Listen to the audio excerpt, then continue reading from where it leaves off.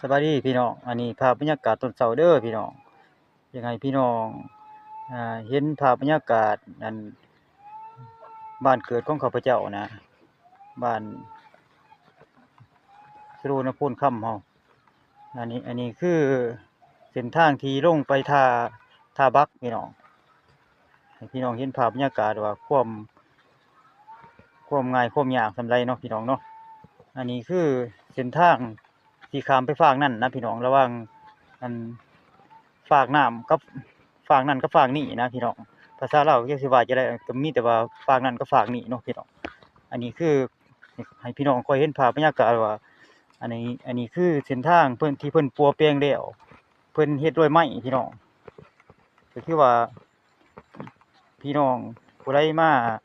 อันสุโรนพลค่ำเฮานี่นะก็ถือว่าชำนาญเรื่องรถพอสมควรเนาะพี่น้องเนาะลงท่าบักนี่นะแต่ว่าผู้ใดบ่ชำนาญหรือว่าผู้ใดบ่เชี่ยวชาญก็ถือว่าเสียวพี่น้องอันนี้ให้พี่น้องเห็นภาพบรรยากาศ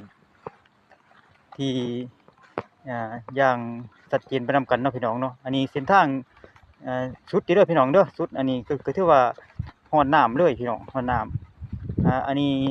บ่อนบักเพิ่นจอดเอารถคือว่าเอาคนลงไปนี่เนาะแต่ว่าบักยังอยู่ฝั่งนั้นพี่น้องยังอยู่ฝั่งนั้นเฮาพี่น้องเนาะยังอยู่ฝั่งตรงนั้นเนาะบักพี่น้องเนาะพี่น้องเห็นภาพบรรยากาศอันนั้นคือฝั่งน้ำเบื้องนั้นพี่น้องบักเพิ่นข้ามไปข้ามมาข้ามไปส่งคนโดยสารเนาะพี่น้องเนาะ